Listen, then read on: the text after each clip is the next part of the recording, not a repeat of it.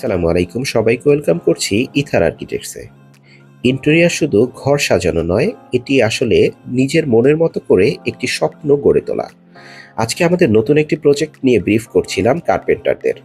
কোন অংশে কোন ফার্নিচারটি তৈরি করতে হবে, কোন মেজারমেন্টে হবে, সেগুলোই ব্রিফ করছিলাম, যাতে করে তারা খুব সহজে বুঝে নিতে পারে।